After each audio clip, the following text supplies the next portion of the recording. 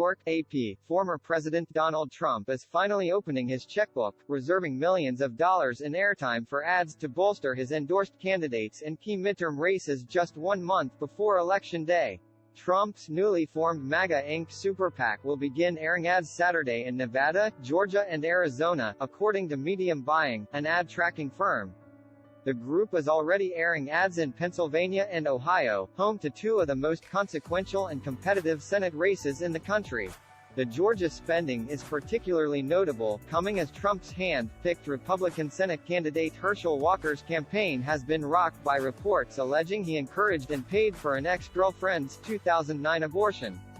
Walker, a longtime football icon, backed a national ban on abortion during his primary, and has said he does not believe in exceptions even in cases of rape, incest or when the health of a pregnant woman is at risk. The Trump ad set to air in Georgia, which was shared with the Associated Press, does not include any mention of Walker. Instead it focuses on his rival, Democratic Senator Raphael Warnock, and tries to cast Warnock and his party as too extreme. From D-Day to drag queen story time, America has lost its way, its narrator says. Chaos at the border, crime in our neighborhoods, a collapsing economy. Biden and Warnock did that, it claimed. In total, the Super PAC appears to have spent close to $5 million on its initial investment. That includes $954,000 in Georgia, $512,000 in Nevada and $1.16 million in Arizona, according to Medium Buying, in addition to $1.34 million in Ohio and $829,000 in Pennsylvania, according to Ad Impact, another ad tracking firm. MAGA Inc. spokesman Stephen Chung declined to say how much additional spending Trump had planned beyond the initial reservations.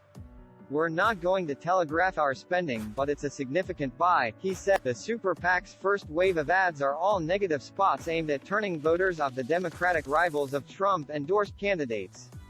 The first attacked Pennsylvania Democrat John Fetterman, who is running against Republican nominee Mehmet Oz, by portraying Fetterman as soft on crime. John Fetterman wants ruthless killers, muggers and rapists back on our streets, it charges, labeling the lieutenant governor dangerous. The second targeted Ohio Democratic Senate candidate Tim Ryan for voting with his party as a member of Congress, using footage from a speech in which he joked that he would suck up a little bit to Senate Democratic leader Chuck Schumer, his future boss.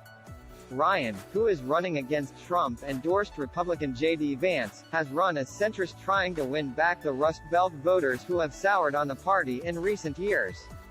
The ads released so far notably do not feature or even mention Trump, who remains a deeply divisive figure, but one who is extremely popular with the Republican base.